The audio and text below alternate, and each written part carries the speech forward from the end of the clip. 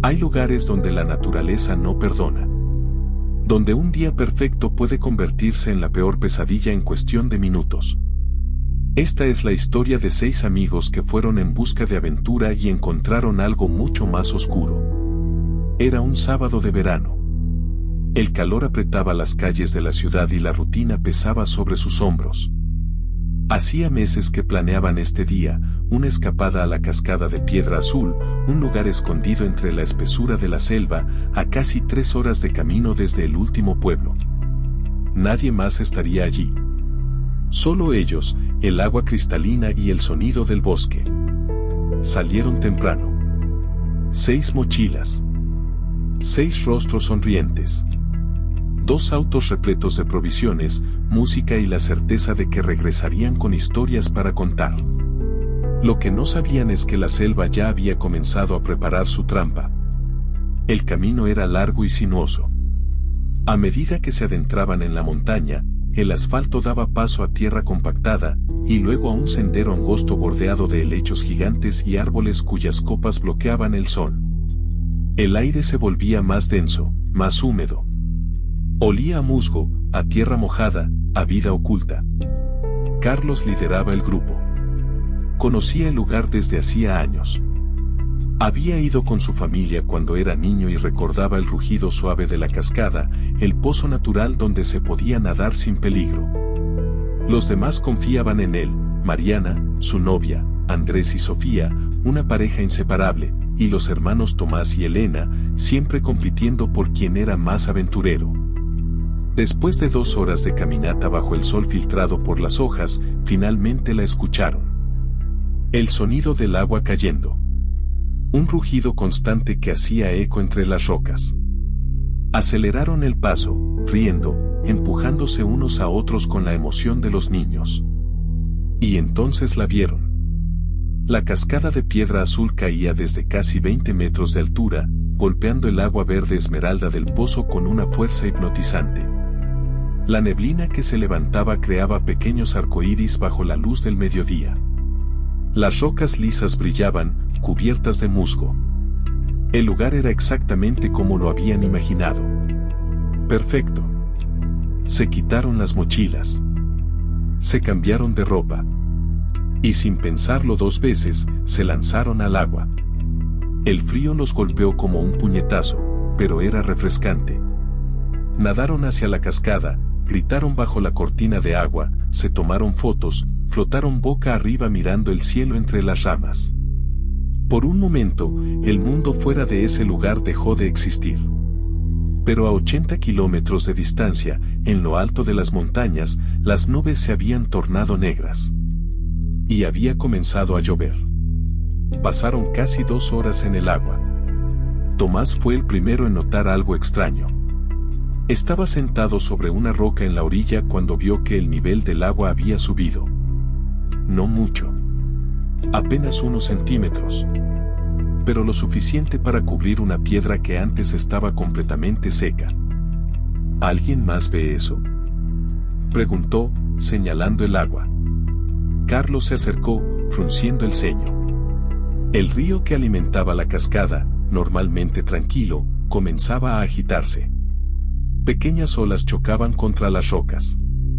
Y el color del agua estaba cambiando. De verde esmeralda a marrón turbio.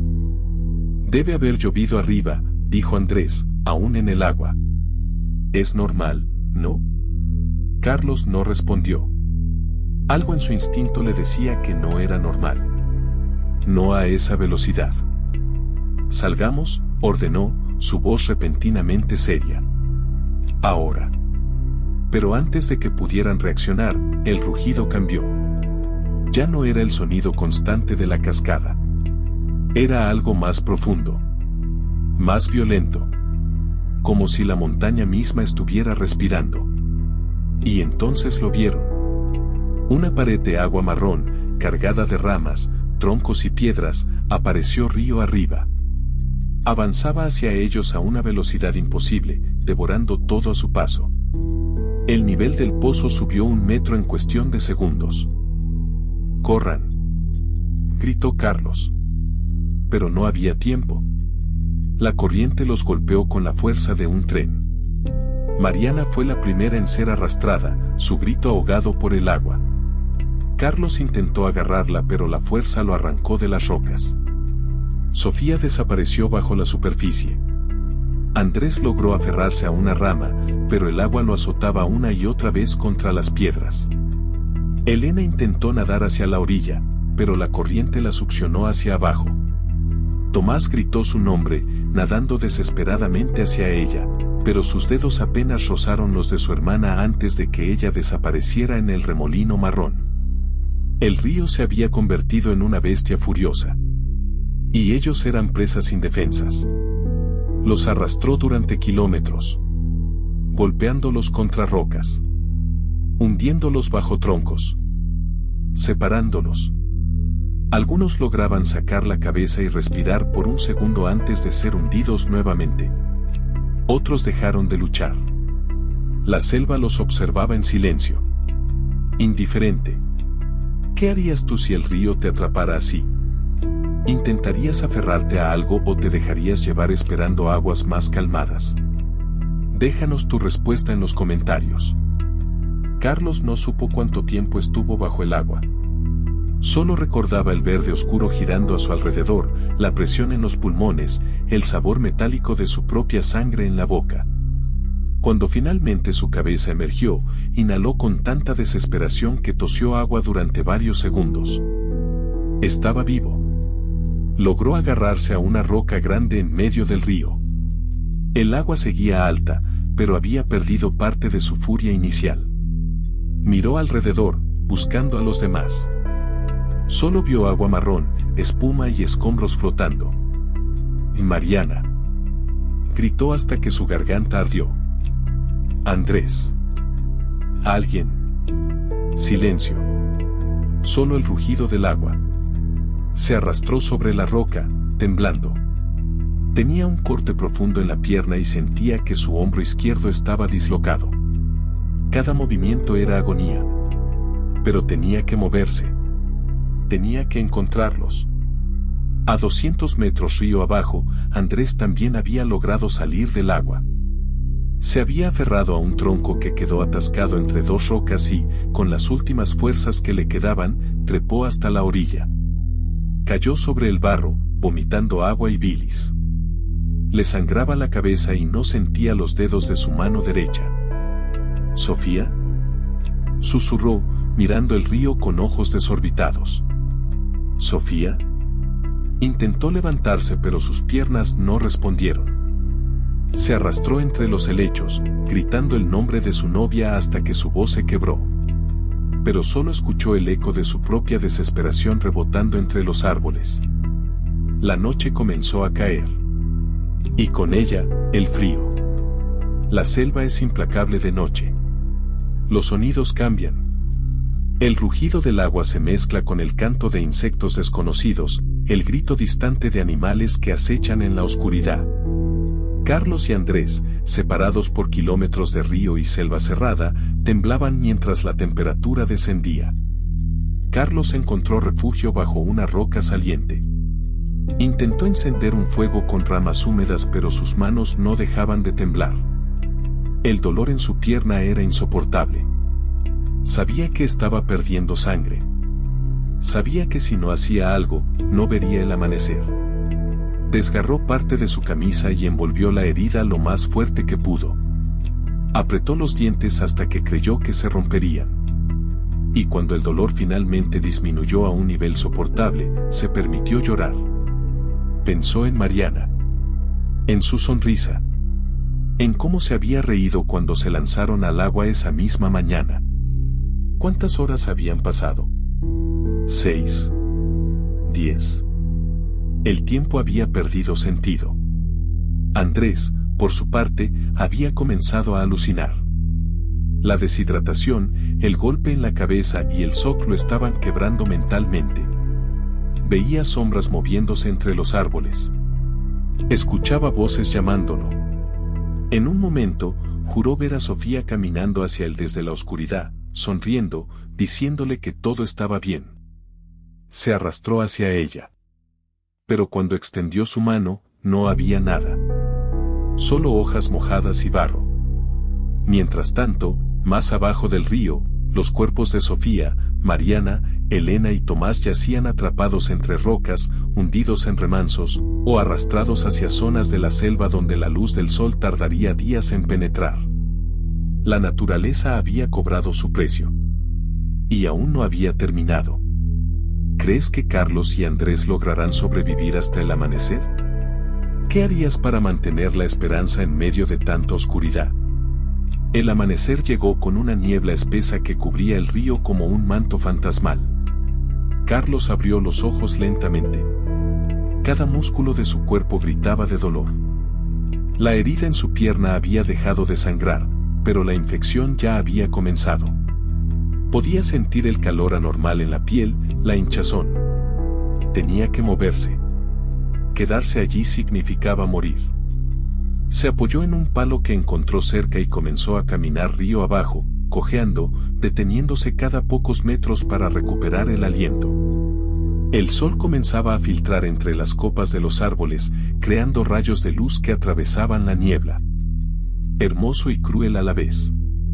Gritó los nombres de sus amigos cada cierto tiempo, pero su voz era apenas un susurro ronco. Nadie respondió. 3 kilómetros más abajo, Andrés también había comenzado a moverse. El golpe en su cabeza lo había dejado mareado, con náuseas constantes, pero sabía que tenía que encontrar ayuda. O al menos agua potable. La sed era peor que el hambre, peor que el dolor. Encontró un pequeño arroyo que se unía al río principal y bebió desesperadamente, sin importarle si el agua estaba contaminada. Su cuerpo necesitaba líquido. Necesitaba seguir funcionando aunque fuera una hora más. Mientras bebía, vio algo entre las rocas del arroyo. Una mochila. La reconoció de inmediato. Era de Tomás.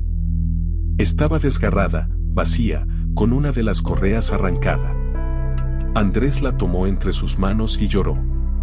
No de tristeza solamente. De rabia. De impotencia. De la certeza de que sus amigos estaban muertos y él no había podido hacer nada para salvarlos. Pero entonces escuchó algo. Un sonido que no venía de la selva. Un helicóptero. Su corazón se aceleró. Se arrastró fuera del bosque hasta un claro entre los árboles, agitando los brazos frenéticamente, gritando con la poca voz que le quedaba. El helicóptero pasó de largo. No lo había visto. Cayó de rodillas, sollozando. Había estado tan cerca. Pero el helicóptero dio la vuelta. Los equipos de rescate habían sido alertados cuando los amigos no regresaron. Las familias llamaron a las autoridades. Se organizó una búsqueda. Y ahora, después de 2 días de rastrear la zona, finalmente habían encontrado algo. El helicóptero descendió en el claro. 2 paramédicos saltaron y corrieron hacia Andrés. Lo envolvieron en una manta térmica, le colocaron una vía intravenosa, le hablaron con voz calmada mientras lo subían a la camilla. ¿Cuántos eran?, preguntó uno de ellos. 6, susurró Andrés, sus ojos perdidos. Éramos 6. 20 minutos después, encontraron a Carlos. Estaba inconsciente al lado del río, con fiebre alta y en estado de shock. Lo subieron al helicóptero junto a Andrés. Ambos sobrevivientes se miraron por un momento. No hubo palabras. Solo el entendimiento silencioso de lo que habían perdido. Durante los siguientes 4 días, equipos de rescate peinaron cada metro del río y la selva circundante. Usaron perros, drones, buzos especializados. Y uno por uno, encontraron los cuerpos. Sofía fue hallada a 8 kilómetros de la cascada, atrapada entre las raíces de un árbol caído.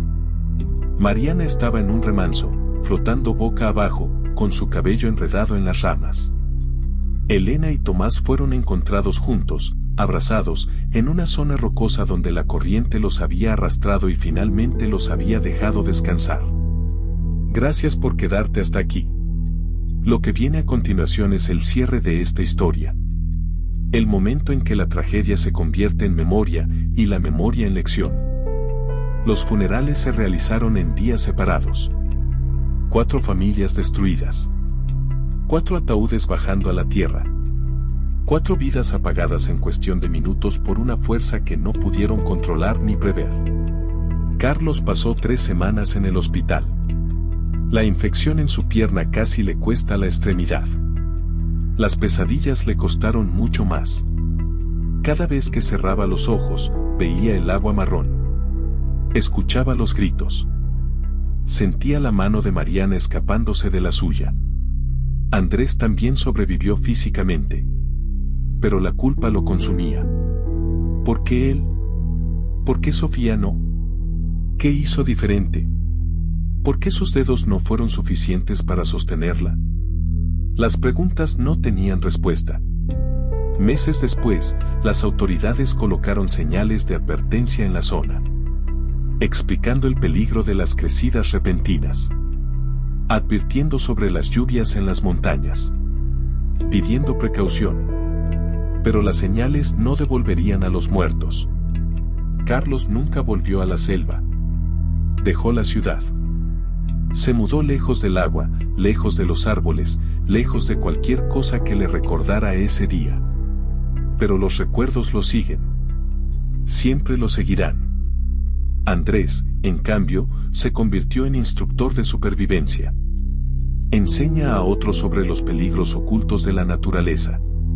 Sobre cómo leer las señales del agua, del cielo, de la tierra. Hace que cada estudiante prometa que nunca subestimará al río. Porque él lo hizo. Y perdió todo. La cascada de piedra azul sigue allí. El agua cae con la misma belleza de siempre. Los árboles susurran con el viento. El musgo cubre las rocas. Y de vez en cuando, algún grupo de aventureros llega buscando el lugar perfecto para un día de diversión. Pero si miran con atención, si escuchan más allá del rugido del agua, tal vez perciban algo más.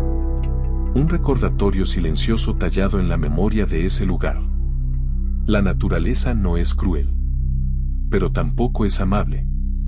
Es, simplemente, indiferente. Y ese día, 6 amigos aprendieron esa lección de la forma más brutal posible. 4 de ellos nunca pudieron contarla. Esta historia es real. Sucedió. Y puede volver a suceder. Si este relato te impactó, compártelo. Deja tu reflexión en los comentarios. Y recuerda, la aventura es hermosa, pero el respeto a la naturaleza es lo que te mantiene vivo. Suscríbete para más historias de supervivencia que te harán ver el mundo de otra manera.